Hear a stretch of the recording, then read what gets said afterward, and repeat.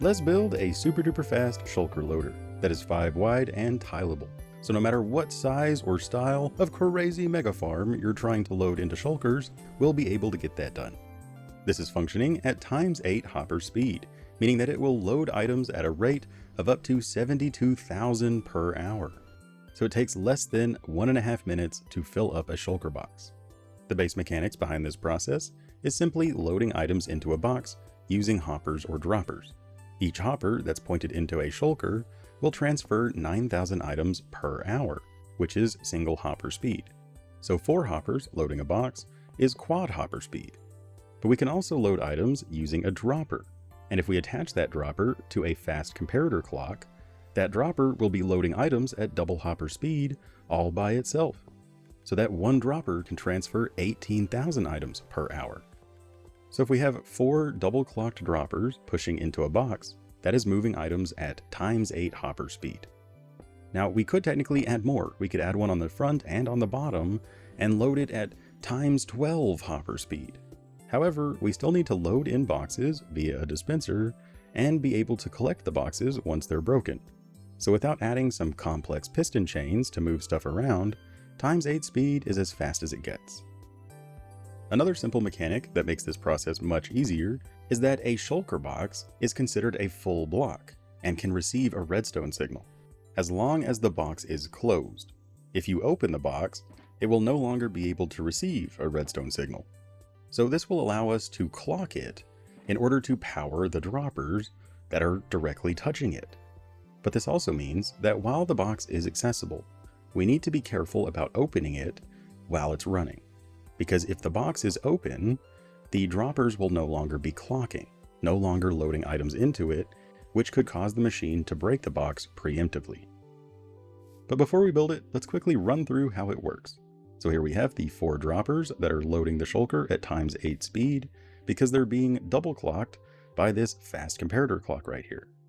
That clock is powering this locked piston right here so that we can toggle the torch to trigger all of the droppers without actually powering the back dropper from the block that the torch is placed on. That's just a unique property of pistons on Bedrock. But then naturally, we're loading all 4 of the droppers at double hopper speed, so that their output is the same as their input. Then we're reading a signal off of the back dropper so that it triggers the box breaking and reloading when it reaches a strength of 2. Because once the shulker is full, items will start backing up into the droppers. So I also have these hoppers set in a way that the back dropper will receive slightly more items than the rest. That will prevent items from building up inside of the system. And if that back dropper is ever empty, we have this torch and target right here that will end up locking the clock. So if it ever runs out of items to load into boxes, it will automatically turn off the clock, so it's not just sitting there running forever and ever. And adversely to running out of items, if we run out of boxes, the droppers will stop being clocked, since we're triggering the droppers through the shulker box. If there's no shulker box, then there's nothing to trigger the droppers. But since the majority of the machine is controlled by how many items are in that back dropper, we also need it to lock the feeding hoppers once it reaches a strength of 2, because we need it to be able to reset itself. So every time it's triggered to break a box and reload a new one, we need it to pause the loading long enough for it to drop back down to a strength of 1. So once it reaches a strength of 2, that will toggle the torch, which will toggle the trapdoor. The trapdoor is functioning as a shortener because of the AND gate, which will then update that observer, thus triggering the piston to harvest the box, which will then be noticed by the front observer, which will cause a new box to be dispensed. But also, when the torch that toggles the trapdoor turns off, it will turn off the repeater, which in turn will lock the hoppers, creating the pause in the loading. But then we also have this back section, which temporarily turns off the clock as a box is being broken. That way it doesn't spit any items out onto the ground when there's no shulker box for them to be loaded into. But we need this shortener to turn off that comparator, because we don't want the clock to just always be turned off whenever it's at a strength of 2, or that dropper would never be able to drain. And that's kind of the basics of this machine. But one last interesting thing that I noticed while designing this is in regards to how targets redirect dust. Now, visually, targets redirect dust just like a button or a lever. But it's not actually redirecting the dust.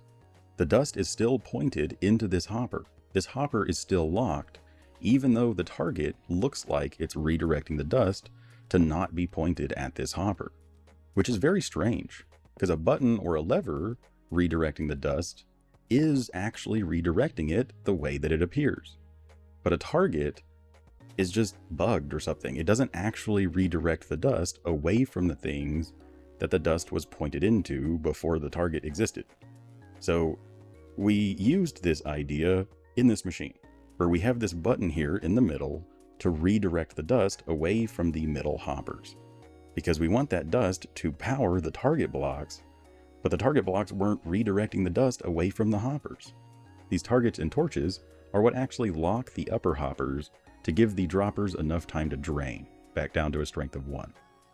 And near the end of the video, I'll discuss how to load this thing, because there are a bunch of different ways, but at the core principle, we need to load it at ×8 hopper speed.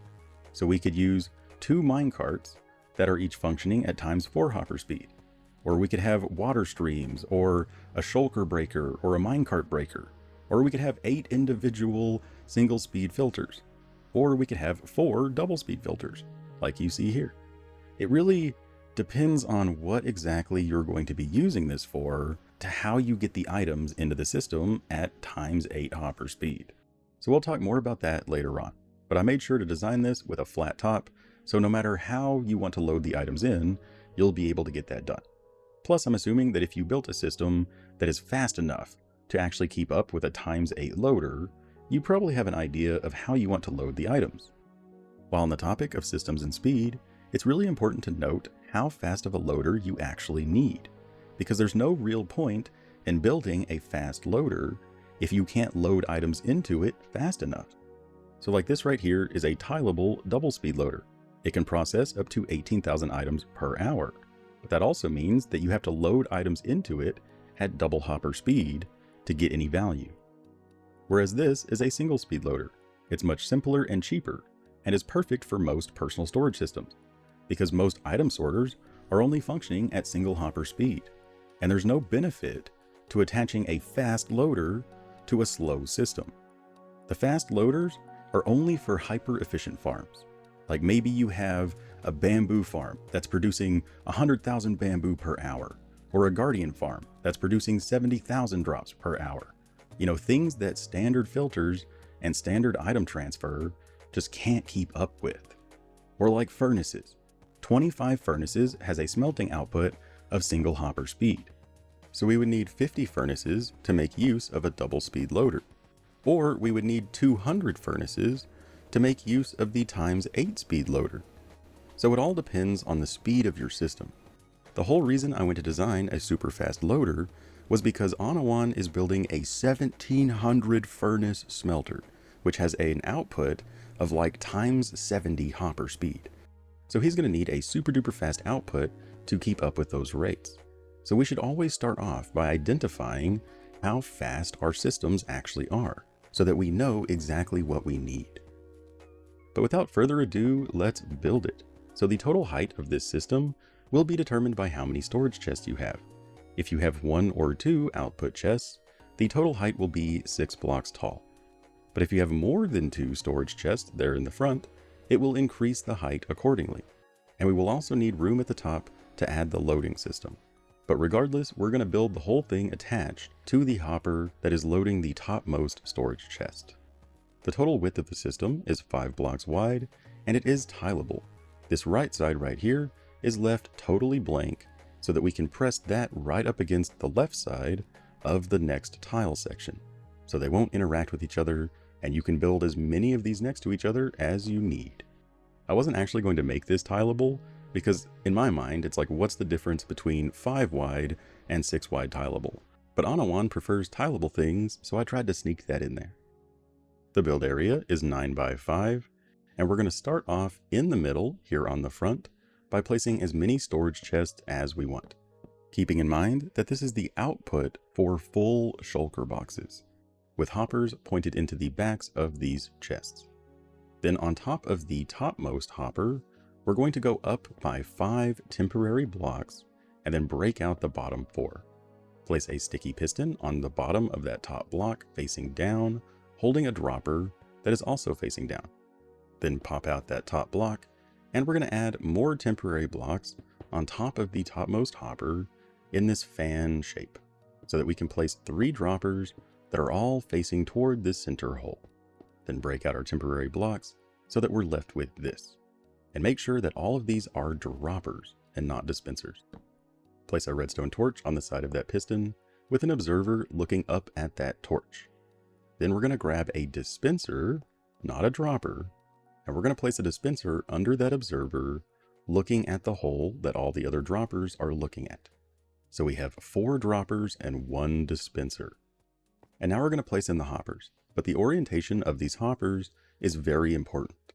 We want to start off by placing hoppers here in the front, pointed into the side droppers, with double chests on top of those. Then we want hoppers pointed into the side of those side droppers, with hoppers above that pointed forward into the chests. Then we want hoppers pointed into the sides of the top and back dropper. So all 4 of the droppers will have 2 hoppers pointed into them, loading them at double speed. Now we want hoppers above these back ones pointed forward into those middle hoppers. Then we want hoppers pointed down on top of these and on top of the ones there on the side. These are the 4 main input hoppers. But then we want to come down here and we want a block of glass diagonally down from this backmost dropper with a comparator on top of that glass looking at the dropper, going into a solid block with 2 solid blocks diagonally down from the glass that have dust on top. Then we want 5 blocks back here so that we can place 2 max delay repeaters facing in opposite directions. Make sure they are on a max delay and connect them with dust there on the back. Place a comparator next to that repeater looking at the block that has the second dust on top, going into a solid block with a torch on the front side and dust on top. Now we want a target block next to that first dust right there, which will redirect that dust.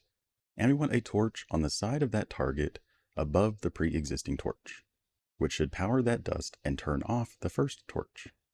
Now I want 4 blocks diagonally down from the torch with a comparator next to it on subtraction mode.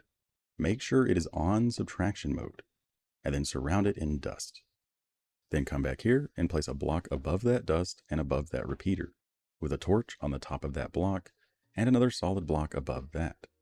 Then a repeater pointed forward into a solid block and another solid block in that crevice next to those droppers, with a button on the side and glass down here next to those bottom hoppers. Then solid blocks behind that glass with dust on top of these 4 blocks, like so. So the button should be redirecting the dust that's on top of the glass. But then diagonally up to the sides of the glass, we want target blocks, which should redirect the dust into themselves. Then we want redstone torches on the front side of these targets, and then solid blocks above those torches next to these topmost hoppers. And now for the box breaker and loader. So come back here and we want a torch on the side of that block with a solid block above that and a trapdoor right here that opens forward, because we want to place a wall next to that trapdoor where the trapdoor will be flush against the wall. Then an observer looking at that wall with a solid block behind it and a repeater on a 2-tick delay pointed forward into the piston. So poke that repeater 1 time. Then we're going to come down here on the side that has the comparator clock, and we're going to place a piston next to this glass that is facing toward the clock, holding a block of obsidian with a redstone torch on the side of the piston. Then on this other side, we're going to place a solid block diagonally down from the piston and diagonally back from that, dust on top of the topmost block, and a torch on the side of the bottom one, which should power that top dust. Then we want another dust in this hole so that it's pointed into the block that has the torch on the side. So right there, like so. And that's it for the redstone. So now whenever the clock activates, that should flicker the torch that's on the piston, and the obsidian will keep that piston from moving. Now, one really interesting thing is that you could technically place a solid block here instead of the piston. This actually works. Every time I built it like this, it worked. But on paper, it shouldn't work. Because when the block is powered, that powers the backdropper. And then when the torch is powered, that also powers the backdropper. So having a solid block here, that backdropper should never actually turn off. But for some reason it does. But either way, I would recommend just having a piston here to fully avoid any sort of potential nonsense. But now all that's left is the loading sections, both for the shulker boxes and for the item input. So for the shulker boxes, we can just place a hopper pointed into this dispenser with a chest on top. Or you could use a water stream or a rail system. However you want to load the boxes is totally fine. It really mostly depends on how many boxes you want to have in reserves. But then we want to place a button on the bottom of this dispenser. Now the only time that you will ever have to press this button is if it ever runs out of boxes or here at the very beginning. So we just load in a bunch of empty boxes and then press the button to load in the first box. And after that, it is fully automated as long as it never runs out of boxes. So always make sure that there is a backstock of boxes ready to be loaded, because if it ever runs out, you will have to press the button to load in the initial one. But as long as there's a box in there, it is just fully automated and will go forever and ever. But now when it comes to loading this system, each of these top 4 hoppers needs to be loaded at double hopper speed. And preferably, we want the items to be evenly distributed, or it could cause a buildup in some of the bottom droppers, which wouldn't affect anything. It would just, cause some items to be stuck.